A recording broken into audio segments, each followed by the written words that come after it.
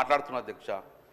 Share పటాకన్నా paper spread డూప్లికేటా దొంగటి పని అనలే నేనేనా, నేను ఏమనలే. నేను మీరు ఏం మాట్లాడినో గదేం మాట్లాడుతున్నా. దొంగడి బెడపల నేను కళ్ళు వేనే ఎడవల నేను కళ్ళు వేనే నన్ను చంపురు నేను ఏమనలే. అధ్యక్ష మీరు నాకు అవకాశం ఇచ్చారు, గౌరవ మంత్రి సీతక్క గారు మాట్లాడినరు కాబట్టి మరి అది వెల్ఫేర్ ఏదో వారితో మాట్లాడితే అయిపోవా వెల్ఫేరు. ఆ దొంగ ఏడుపులు దొంగ కాళ్ళు వేరే నేను అనలే కదా. మీరు చెప్పాలి కదా మంత్రులకు. నాకు సంబంధించిన పార్లమెంటరీ ప్రొసీడింగ్ లా పెప్పర్ స్ప్రే ఒరిజినల్ డూప్లికేటా చర్చ చేద్దాం. ఏం మాట్లాడాలి, నేను మాట్లాడలే. కుక్క చేరు పటాకా అని వాళ్ళ నాయకుడు వీడియో చూపెడతా మీకు. వాళ్ళ నాయకుడు ఇక్కడ ఒక శాసనసభ్యుడు ఉన్నాడు, రోజు తెలంగాణ ఉద్యమంలో కుక్క చేరు పటాకా ఎవరి శివం గారు దానికి ఏడుస్తారని వాళ్ళ నాయకుడు అన్నాడు అధ్యక్ష. అది నేను అన్నది కాదు మాట, నేను అన్నది కాదు అధ్యక్ష, వాళ్ళ నాయకుడు అన్న మాట చెప్తాను. నా ఉద్యమానికి సంబంధించిన నా స్పీకర్ గారు కానీ ఆనాడు ఉన్నటువంటి కాలు కూడా ముఖ్యం అధ్యక్ష, అది కూడా చెప్పాలి. తెలంగాణ సాధనకు నేను పార్టీ మారి నేను ఇంతకుముందు నిన్న మా నాయకురాలు ప్రియాంక చెప్పినట్టుగా ఇళ్ళకాయలు అవగానే పూర్తిగా వాషింగ్ మిషన్ పెట్టుకోవాలి. మేము కాంగ్రెస్ పార్టీకి సంబంధించి బరాబర్గా కమిటెడ్గా ఉన్నాం, కష్టం వచ్చిన మీరు మాట్లాడితే ఎట్లా అధ్యక్ష. ఇంకా చాలా చేయాలంటే అది వ్యక్తిగతంగా పోతే నేను చాలా అంశాలు ఉన్నాయి. ఏ ఉత్సవాల పేరు మీద ఏమేమి మాట్లాడినా ఏమేమి జరిగిందో చెప్తాం. స్పీకర్ సార్, ఇది మేము కరీంనగర్ తెలంగాణ చౌకలో కొట్లాడ నువ్వు అసెంబ్లీ తీసుకొస్తే ఎట్లా అధ్యక్ష? మేము కరీంనగర్లో ఎందుకు ఓడిపోయిన పారిపోయిన వర్డ్స్ అంటాను. ఇప్పుడు అన్నా ఆ వర్డ్ అంటానా నేను ఎందుకు మాట్లాడాలి? కరీంనగర్ జిల్లా నుంచి ఎందుకు పారిపోయినా అన్నానా? నేను అన్నానా? ఆ వర్డ్ ఎందుకు అన్నారు? జిల్లా ఇచ్చి పెట్టిపోతారు ఎవడన్నా? అది పద్ధతి కాదు. మీరు మంత్రిగా చేసిర్రు, మరి మీ అనుభవాన్ని ఎక్కడ చూపెడుతున్నారు అధ్యక్ష? వారి అనుభవాన్ని చూపెడతలేరు. ఇంత మాట్లాడుతున్నారు కదా. నేను ఒకటే గుర్తు చేస్తా, వీళ్ళ ప్రభుత్వ హయాంలోనే సాక్షాత్తు ఆనాటి విద్యాశాఖ మంత్రిగా ఉన్నటువంటి సబితమ్మ ఆధ్వర్యంలో ఒక స్కూల్ విజిట్ చేస్తే మా కేటీఆర్ గారి తనయుడు ఏంటి ఇది స్కూల్లేనా ఇట్లుంటాయా అని ముక్కు మూసుకున్నారు. మీ ప్రభుత్వ హయాంలో, మా ప్రభుత్వంలో కాదు. సాక్షాత్ ఆనాటి ఐటీ మినిస్టర్ కేసీఆర్ గారి ముఖ్యమంత్రి గారి యొక్క మనుమడు, మరి సాక్షాత్ అక్కడ మంత్రి గారే ఉన్నారు, విద్యాశాఖ మంత్రి గారు. ఇట్లాంటివి ఉన్నాయి. నేను ఒకటే అన్న నా స్పీచ్లో, చాలా జరుగుతున్నాయి, ఆరంభం కాదు ఈ పాయిజనింగ్స్, కానీ అంతం మాత్రం చేయాలి.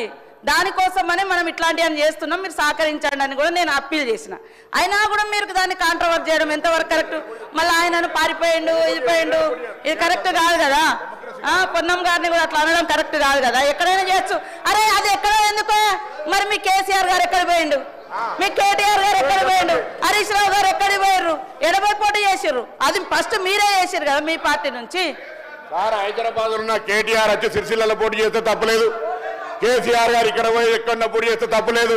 వాళ్ళు పారిపోయిందా పిరికి పొందాలా చెప్పు. వాళ్ళని అంటున్నావు, వాళ్ళని అనలేక నన్ను అంటున్నావా చెప్పు. వాళ్ళంతా పిరికి పొందాలా పారిపోయిండ్రా? నియోజకవర్గం హరీష్ రావు గారి నా దగ్గర తోటపల్లి సిద్దిపేట పోటీ చేసిండు, పారిపోయిందా? హరీష్ రావు కేసీఆర్ గారు సిద్దిపేట గజ్వేలు పారిపోయిందా? నీకు దమ్ముంటారా పోటీ చేయి నెక్స్ట్ టైం అక్కడికి వచ్చి. రాజకీయంగా పారిపోయింది అనే మాట దయచేసి నేను ఇంతకుముందు చెప్పిన మొదటిసారి ఎమ్మెల్యే అనే పదం పారిపోయింది అనే పదం మీరు తొలగించాల్సిన అవసరం, లేకపోతే నువ్వు విడ్రా చేసుకోవాలి. దయచేసి నాకు సభ్యునికి సంబంధించినటువంటి గౌరవం, ఈ సభల 2 అంశాలకు సంబంధించిన విషయం చాలా దయచేసి నేను మిగతా రాజకీయ పార్టీల వాళ్ళను కోరుతానా. నేను మొదటిసారి ఎమ్మెల్యే అనేటువంటి మాట, దాని తర్వాత నేను వేరే నియోజకవర్గం పోవడం, చాలా మంది పుట్టిన జాగాల నుంచి రిజర్వేషన్ కలవకుండా ఇంకో కారణంతో పోతారు. నీలాగా పెద్ద పెద్ద కోట్ల రూపాయలు లేవు నా దగ్గర, ప్రేమ ఉన్నది, డబ్బు సంచులు పంపి నేను అవన్నీ రాజకీయం చేయదలుచుకొని మరి చెప్తాను. వ్యక్తిగతంగా మాట్లాడడానికి వస్తే పారిపోయినటువంటి మాట అనేటువంటిది ప్రజాస్వామ్యంలో ఏ నియోజకవర్గంలో పోటీ చేయొచ్చు. పివి నరసింహారావు గారు మంత్రికే పోటీ చేశారు, ఆయన సంబంధం లేదు వంగర. ఇలా కొత్త విషయం చెప్పాల్సిన అవసరం లే. అదంతా కూడా రాజకీయంగా నాకు దమ్ముంది, చైతన్యం ఉంది. నేను అక్కడ పోయి గెలిచిన, నన్ను ప్రజలు గెలిపించారు. నేనే వట్టిగానే ఓట్లు బల్ల గుద్దుకొని రాలే.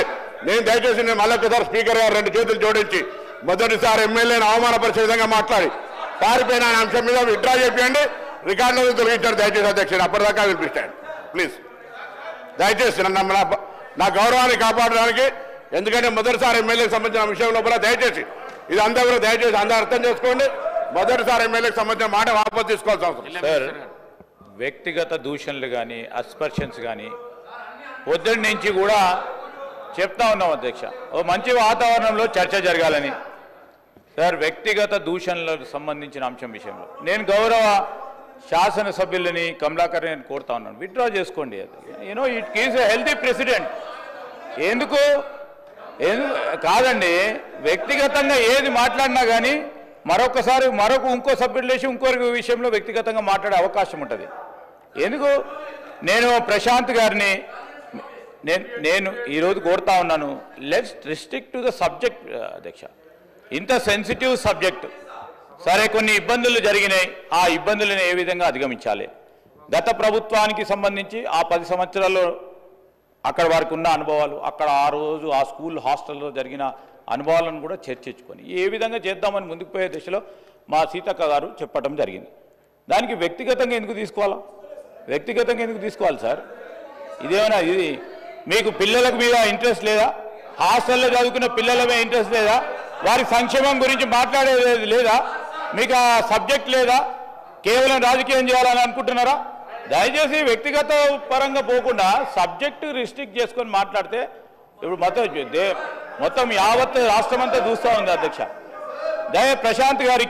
ప్రశాంత్ గారు మీరు పోయిన హాస్టల్కి ఏం కనబడకపోయిండొచ్చు, మీకు కనబడలేదు, అక్కడ తప్పులు జరగలేదు, ఏదో ఒకటి మాట్లాడాలని మాట్లాడతాడు లేదండి మీరు. ఎట్లా అండి మీరు మాట్లాడితే ఇట్లా? మేము వెళ్ళే మినిస్టర్ ఉండి హాస్టల్ పోయి భోజనం చేసి వచ్చినాం సార్. మా మొత్తం గౌరవ సభ్యులందరూ కూడా మంత్రులతో పాటు వారితో కూర్చొని, వారి తల్లిదండ్రులతో కూర్చొని అక్కడ మెనూలో పాల్గొని భోజనం చేసి వచ్చినాం అధ్యక్ష. ఎట్లా సార్? ఏం సార్ ఇది? వారికి ఇంట్రెస్ట్ లేదు.